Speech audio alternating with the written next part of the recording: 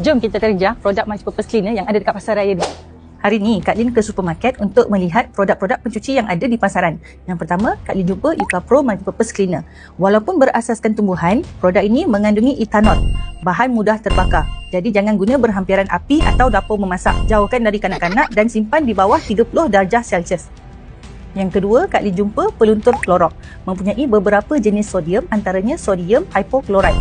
Ianya sangat kuat dan menghakis, boleh merosakkan kulit dan mata. Jadi tak boleh campur dengan asid ataupun cuka kerana boleh menghasilkan gas toksik ataupun klorin gas. Tidak mudah terbakar tapi reaktif tinggi. Okey, yang ketiga, Kak Lin jumpa Sunlight Power Spray. Bahan aktif yang ada dekat dalam ni, total surfactant dia 12.5%. Sangat tinggi ya. Kandungan surfactant yang tinggi, dia boleh menyebabkan kulit kita kering dan iritasi kalau pakai tanpa sarung tangan. Jadi berhati-hatilah ya. Produk keempat, Cleanso Stain Remover. Yang ni khas untuk putaran degil, tapi kalau baca betul-betul tak sesuai untuk rumah baru dan tak sesuai untuk penggunaan harian. Besar kemungkinan mengandungi bahan peluntur atau asid yang kuat. Jadi kalau kena kulit boleh melepung ni. Kalau tercampur dengan bahan lain boleh hasilkan asap toksik. Bahaya. Kelima, Chief Clean Boost. Chief ni biasanya kita guna dekat dapur dan sinki.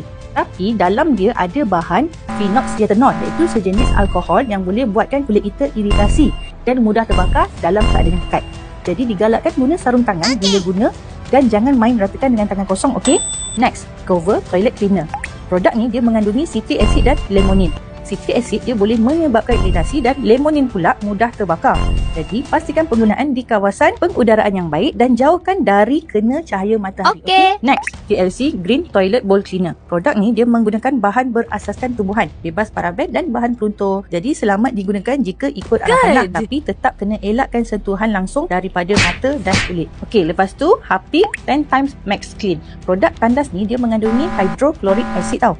Jadi ia sangat menghakis dan bahaya kalau bercampur dengan peluntur lain. Jadi jangan sesekali biar terkena kulit ataupun mata. Kalau tertelan ataupun terkena, segera dapatkan bantuan perubatan. Last one, the Pink Stuff Floor Cleaner. Produk ni dia mengandungi lemonin dan bahan surfactant yang boleh menyebabkan iritasi kulit dan mata. Lemonin juga bahan yang mudah terbakar. Jadi produk ni hanya untuk cucian permukaan, bukan untuk sembuh ataupun kena kulit. Thank you for watching. Jangan lupa follow, like, share, komen and share video ini. Bye bye.